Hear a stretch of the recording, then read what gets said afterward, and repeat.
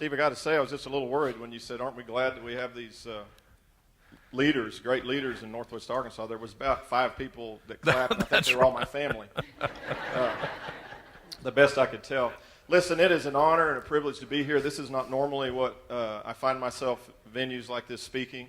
It might be before an exchange club or a Lions club or Rotary, and I'm normally just talking about work and the accomplishments that we've made in the last 6 years, but I will tie that in here before I finish today. But Steve introduced my wife, Holly, but what I would like for Rex and Shirley, my mother-in-law and father-in-law, my sister-in-law, Shelley, Jet, and Kevin, would y'all stand up?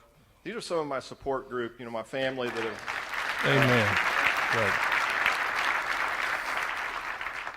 I love my family. This has been my support group for the last 25 years and probably for several years before that.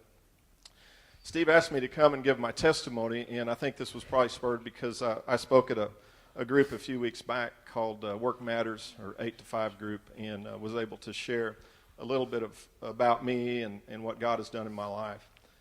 I have to go back a lot of years to kind of get started. Holly, you remember, you kind of cut me off here. My grandparents moved to California back pre-Depression times to find work. And my grandfather landed with the Los Angeles Police Department. And he had been working there for several years whenever my dad came along wanting to court my mother, which was all fine and good, except that my grandfather knew that my dad was working for his father, who at the time ran a barber shop, but in the back rooms he ran a booking operation. So my dad was running book for my other grandfather. And Granddad Earl, he told Dad that if you want to date my daughter, we got to get a few things squared away, and they're giving tests at LAPD, and I think you'd be a great candidate. My dad tested at Los Angeles Police Department, became an officer as well. My dad, I visited with Jim. Where are you? Retired Los Angeles Police Department. Small world. We just found out he knows my dad.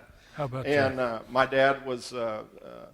He had a great career at LAPD, 25 years.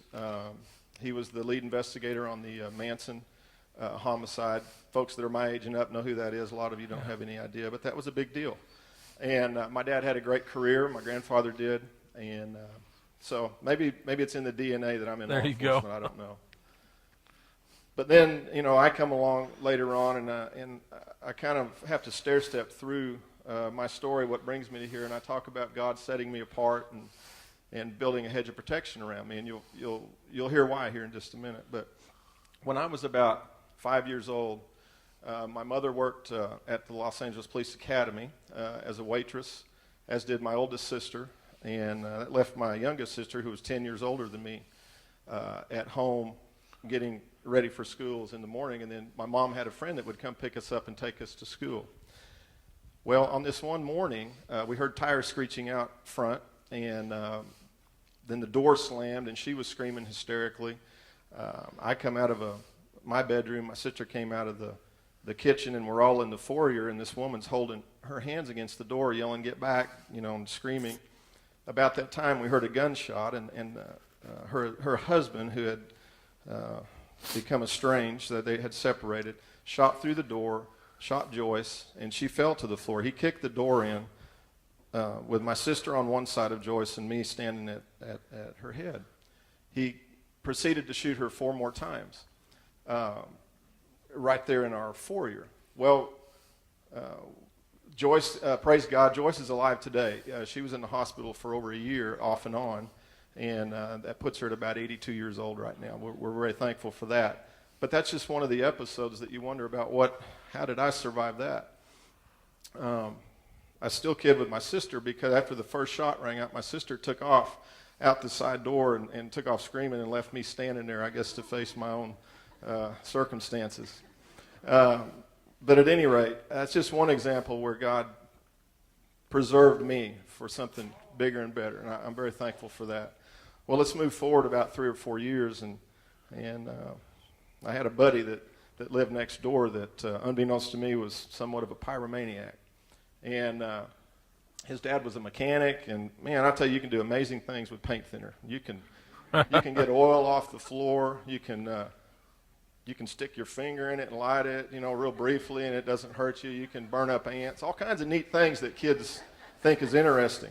Well, we were kind of doing that for a while, and then one fateful day, our houses, in California, they're not but about 10 feet apart, separated by a fence. Right. Well, it was one of those days on a Saturday when we were experimenting, and I decided I needed to go home. So I was about halfway up the fence, climbing over to go home. The next thing I know, I've got burning paint thinner, streaming down my head and my face and my back, and I take off running around the house, and thank God, his mother was out there and knocked me down. That was way before stop, drop, and roll. I didn't know. I was just running. That's all I knew. And she put me out, and so I spent the next month in a hospital. And the first week of that, with gauze strips over my eyes, they didn't know if I'd see again. My eyelids were basically burned up, and practically lost my left ear. But they were able to put everything back pretty good. I mean, I got through life. I tend to think I'd have been a lot better looking if that hadn't happened, but I don't know. But, those are things you deal with going through school. Kids are cruel, and, I've got scars on my neck and my shoulders, but I always thought back and thought, that could have been a lot worse. I could have lost my life. I could have been totally disfigured. But God preserved me through that incident. Mom and Dad divorced, and Mom remarried, and shortly thereafter we moved to Arkansas to kind of get away from the riots and smog that were going on in Southern California, and trying to find a better place to raise a kid. But prior to that time, I kind of give this talk because I can give talks about domestic violence, I can give talks about the shooting, I can give talk about playing with matches.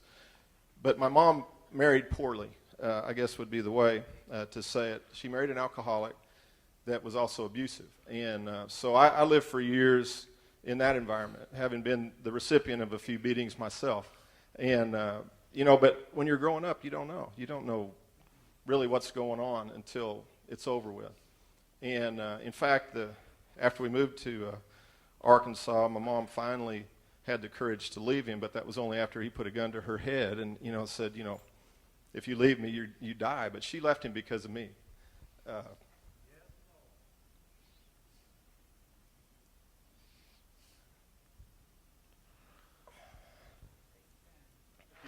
But anyway, I kind of go through all that to get to Arkansas, and thank God that we moved to Arkansas. I want to tell you that I had some friends that took the time to invite me to come to a small country church there in West Fork, the Baptist Church, and we had a huge youth revival. Well, as huge as they get in West Fork. It was big, wasn't it? It was big. And I can still remember the night, you guys. I can still remember Pete Petty. Steve, do you know Pete? I don't know. He's been around for quite some time, was association director for the Baptist group. But I wasn't one of those people that was raised in church, so I didn't know it was important to write down a date and a time and all that. So all I can give you is vague recollection. But I know that I was a teenager, and I know that the sermon that he preached was on salvation. It was about God's grace and how he gave his son that we might have eternal life. I remember that during the invitation, it was just as I am, and I know that I went forward and my heart was forever changed. He put a song in my heart that I'd never had before. Right. In fact, probably shortly thereafter, I probably sang my first solo, and I can still tell you that it was Because He Lives. That was the very first song I ever sang publicly. But God put a song in my heart, and I started figuring out that maybe there was something special about this.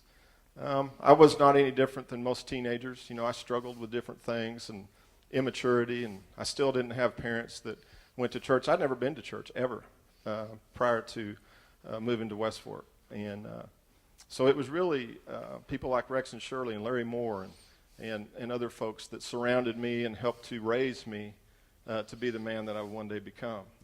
I'm very thankful for that influence. But I want to tell you something.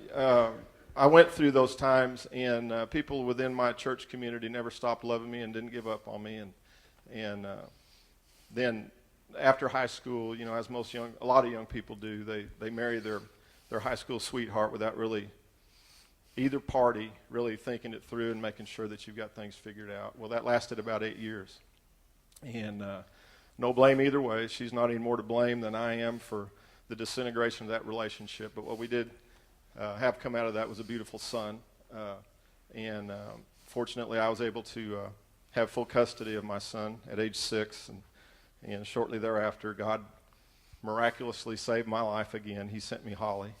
And what a blessing and a helpmeet she's been through the years to get us to this point. By the way, we have 3 children. Nolan is 30 now. And, Clay is 20. Josh and Ron are familiar with my 20-year-old. He's desires to seek God's will in his life and hopefully be a praise and worship leader. Wonderful. And Carly, our daughter, is 17. That's great. I want to kind of fast forward and bring you to where we're at today. I got into law enforcement by circumstance more than anything. I'd been going to college and kind of went broke is basically what happened, and I needed a job, and my Sunday school teacher was a captain at the sheriff's office. Offered me a job as a dispatcher. I went in, and I wanted to do anything I could to make money. But I want to tell you, Carl, within 30 minutes I was hooked. I couldn't do anything else. I cannot imagine doing anything else in my life than serving in this capacity. I worked for the sheriff's office for a couple of years and then went to work for Fayetteville. Worked for 22 and a half years and retired as their deputy chief. Took a job at the sheriff's office as their chief deputy. 6 months into that gig, my sheriff, Steve Whitmill, informed me that he was going to work for Tyson. And it was time for me to make a decision.